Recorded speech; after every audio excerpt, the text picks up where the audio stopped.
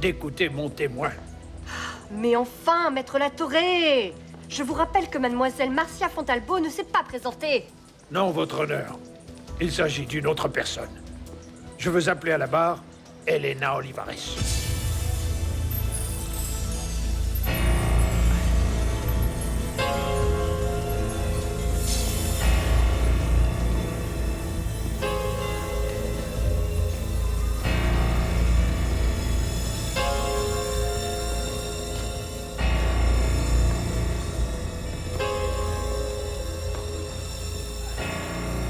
J'ai travaillé pour Monsieur Fabian Sanchez Zambrano. J'ai commencé comme réceptionniste et j'ai gravi les échelons jusqu'à devenir son assistante de direction. Ensuite, à l'arrivée de Monsieur Diego Sanchez Zambrano comme directeur, j'ai été nommée sous-directrice. Monsieur Fabian Sanchez Zambrano est celui qui s'est chargé des nominations. Et il s'est aussi chargé d'engager Monsieur Rafael Pérez, qui avait la responsabilité des exportations. Quelle relation existait-il à cette époque entre vous et Monsieur Diego Sanchez Zambrano? Ils étaient amants. Elena Olivares est entrée dans la compagnie en le cachant. Nous savions tous qu'elle avait déjà essayé de le piéger en feignant une grossesse. Ça n'a jamais été une invention. Paloma était vraiment enceinte. Elle n'est pas comme toi. Ma fille n'a pas besoin de cacher des oreillers sous son pull pour garder son mari, pour lui faire croire qu'elle est enceinte. Silence! Madame, ceci n'est pas une place publique. Vous ne pouvez pas interrompre cet interrogatoire en criant. Continuez, s'il vous plaît. Quand cette femme est arrivée à la Café Talero, elle rentrait d'Europe où elle travaillait comme prostituée. Il est évident qu'elle avait bien préparé son coup, mais elle devait rester très discrète pour arriver à ses fins. D'ailleurs, au début, elle a présenté pour s'identifier un faux passeport et une carte d'électeur contrefaite. Parce que son véritable nom n'est pas Elena Olivares. Qu'est-ce que vous avez découvert en travaillant aux côtés de Fabian Sanchez Zambrano? Que ce monsieur avait une façon de travailler des plus risquées. Il jouait constamment le capital de l'entreprise dans toutes les bourses du monde. Et quand il a décidé de démarrer son projet d'installer un brûloir de café aux États-Unis, je l'ai aidé à faire la projection de la quantité exacte de sacs de café qui lui était nécessaire pour que les banques américaines acceptent de lui prêter de l'argent. C'était une quantité impossible à tenir. Tout le monde s'en était rendu compte. Et même Monsieur Jean-Francisco, son père, a eu de graves problèmes avec lui à cette époque parce que pour garantir de telles sommes, Monsieur Sanchez Zambrano a posé comme garantie le capital de l'entreprise. Dans ce cas, d'après vous, Monsieur Fabian Sanchez Zambrano avait besoin d'un miracle pour remplir les exigences des banques américaines. Ou de s'inventer des ventes au-dessus de la normale. Des exportations fictives. Oui, monsieur.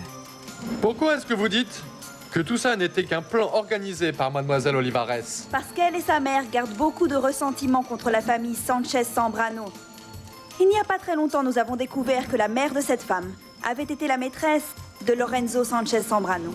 Cette femme voulait faire passer sa fille pour l'héritière légitime de Monsieur Lorenzo Sanchez Zambrano. Mais ça n'y est pas arrivé. C'est pourquoi sa fille a décidé de saper l'entreprise de l'intérieur.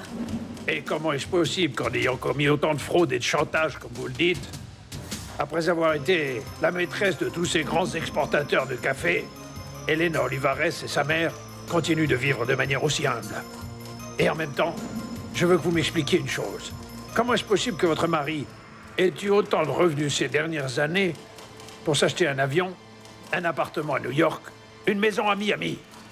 Il avait beaucoup d'argent et c'est tout. Pourquoi ne pas l'avoir dénoncé alors? Parce qu'il avait tout prévu. Et parce que Rafael Pérez continuait à travailler dans l'entreprise. C'est lui qui se chargeait de camoufler toutes ces opérations.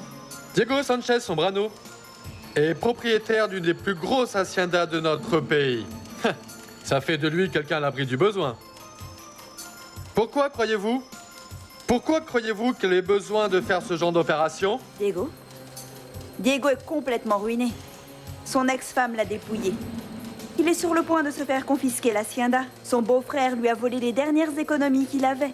Et le comble, il a dû brûler ses champs de café parce qu'ils étaient infestés de mildiou. C'est incroyable qu'une personne qui a gagné autant d'argent par ce biais frauduleux puisse encore avoir autant de problèmes financiers. Vous ne trouvez pas? Regardez ses comptes et regardez par la même occasion ceux de Fabian. Mais tout, croyez-moi, absolument tout, a été transféré vers l'hacienda Saint-José, qui est la propriété de mademoiselle Elena Olivares. Fabian a utilisé cet argent pour payer les dettes occasionnées par le désastre de son brûloir. Le coupable, c'est Diego Sanchez Zambrano. Le coupable, c'est Fabian Sanchez Zambrano.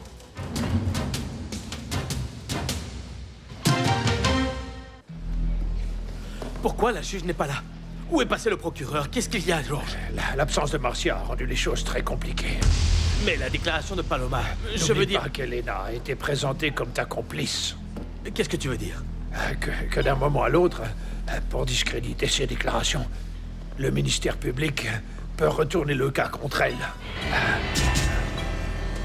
Je ne pensais pas que Barberin a fait ça. Pour être sincère, moi non plus. Je te l'ai dit. Tu as choisi les mauvaises personnes, mais tu es tellement bête que tu ne t'en es même pas rendu compte. Et quelles vont être tes conditions?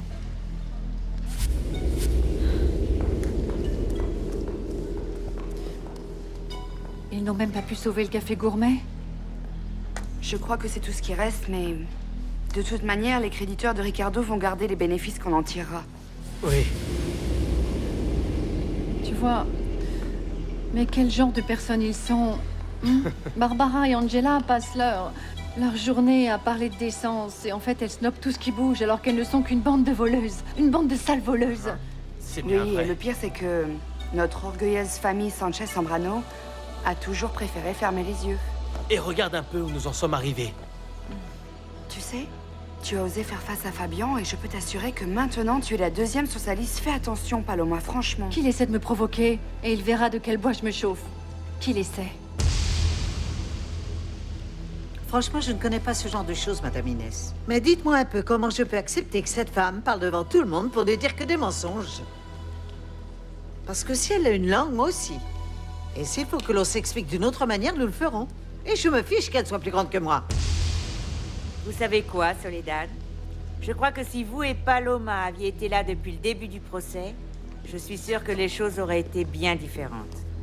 Avec 3 phrases, Maman les aurait remis à leur place. Giancarlo, comment ça se passe pour toi? Je ne peux pas parler avec la Torre. Mais bon, il semble qu'avec les déclarations de Paloma, la juge commence à avoir de sérieux doutes sur la culpabilité de Diego. Ah, que Dieu t'entende. Le problème, c'est qu'en impliquant autant Paloma, son poste à Londres risque d'en pâtir. Avellaneda vient juste de me le dire. Il est très inquiet parce qu'il semble qu'il ne va pas pouvoir la soutenir. Oh mon Dieu. La présence de Paloma à cette audience a filtré dans les médias. Et le pire, c'est la manière dont l'information est traitée. Elena Olivares, la première déléguée mexicaine à l'Organisation internationale du café, est en relation avec le délit financier du siècle. Combien de temps crois-tu qu'il leur faudra pour faire le lien avec le Conseil? C'est déjà fait, c'est certain. Ils ne vont pas tarder à nous mentionner, Mariano et moi. Tous. Nous allons tous finir par être égorgés par la presse dans cette affaire. Bon sang. Je suis navré pour Elena. Sa carrière est définitivement terminée. Oui, allô? Oui, passez-le-moi. Passez-le-moi. Le ministre. Oui, monsieur, je vous écoute. Roberto, ça me fait beaucoup de peine. Tu sais que j'estime Elena, que je la considère comme la meilleure employée que nous ayons eue au Conseil. Mais malheureusement, nous ne pouvons pas nous permettre ce scandale. Excusez-moi, monsieur. Je suis désolé, Roberto. Tu dois la destituer et te séparer d'une quelconque relation. Ce qui veut dire que je te veux hors de ce tribunal. Il ne faut que rien ne nous relie à elle. Est-ce que c'est clair? Oui, monsieur.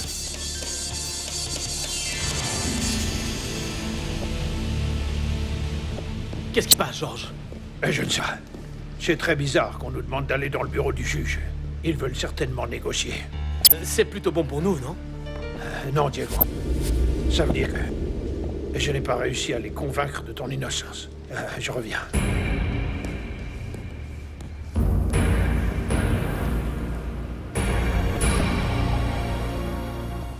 Quoi d'autre, Bernardo? Tu as témoigné et quoi? Que t'a dit Fabian? Et Barbara l'a fait quoi? Réponds-moi, s'il te plaît. Ceci est en train de me tuer, tu ne vois pas? Tu peux aller au tribunal pour te rendre compte par toi-même. S'il te plaît, Bernardo. Toi aussi, tu y es mêlé. Tu devrais au moins essayer de savoir ce qui va t'arriver, tu ne crois pas? Ça ne m'intéresse pas. Je vais attendre ici patiemment qu'on vienne m'arrêter et qu'on m'emmène en prison. Non, non, arrête de dire de pareilles bêtises. Toi, on ne peut pas encore t'arrêter parce que tu peux encore dire que Fabian t'a utilisé. Maman, pourquoi tu ne vas pas au tribunal? Fabian a vraiment besoin de toi, là. C'est une mauvaise idée. Enfin, on doit comprendre que je suis de son côté. Je ne peux quand même pas l'abandonner. Je suis sa mère. Rappelle-toi de ça quand tu devras aller lui rendre visite en prison.